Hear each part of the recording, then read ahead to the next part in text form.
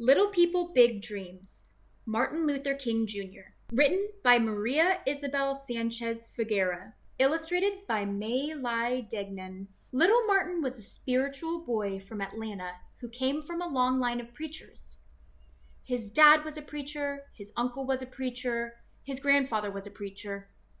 Maybe he'd become a great preacher too. One day, a friend invited him over to play.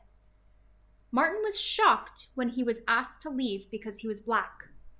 That day, he realized something terrible was going on. This terrible thing was called segregation. It meant that public places, like restaurants and buses, had separate spaces for black and white people. Martin and his friend were sent to different schools. Martin believed that one shouldn't remain silent or accept something if it's wrong. He promised himself that when he grew up, he'd fight injustice with the most powerful weapon of all, words.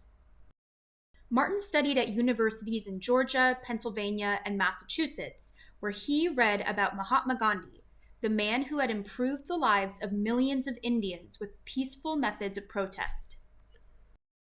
When he finished his studies, Martin moved to Alabama and became a pastor of a church in Montgomery. Every Sunday from his pulpit, he encouraged his congregation to speak up about things that mattered. One evening, a woman named Rosa was arrested for refusing to give up her seat to a white man on a bus. Martin asked the people in his community not to take the bus again until the law was changed. Many citizens were inspired by Rosa's story and Martin's words. Suddenly, buses were almost empty. They stayed empty for more than a year until segregation on Montgomery's buses finally ended. It was the first major civil rights action in America, but not the last. Martin encouraged people all over the country to stand up for their rights and join in with peaceful protest. They were often attacked, and Martin was arrested 29 times. But he and his followers never fought back with force. He knew that hate can't drive out hate. Only love can.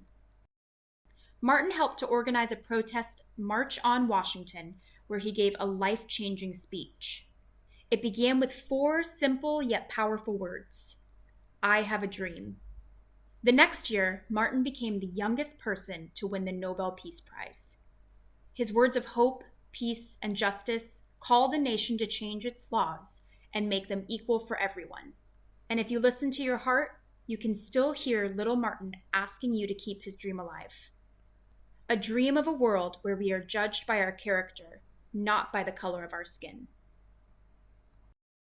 Martin Luther King Jr., born 1929, died 1968.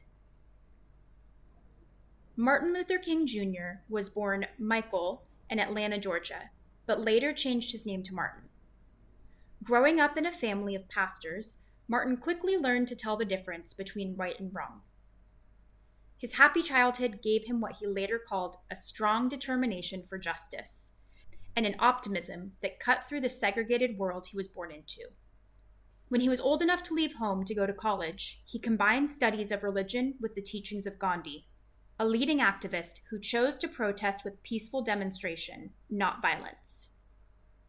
Martin learned from this and discovered that his writing and speeches were the best way to change people's hearts and minds.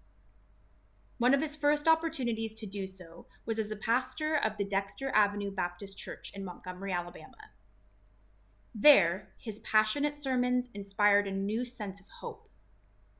At the same time, he also became the leader of the first African-American nonviolent demonstration started by Rosa Parks, known as the bus boycott.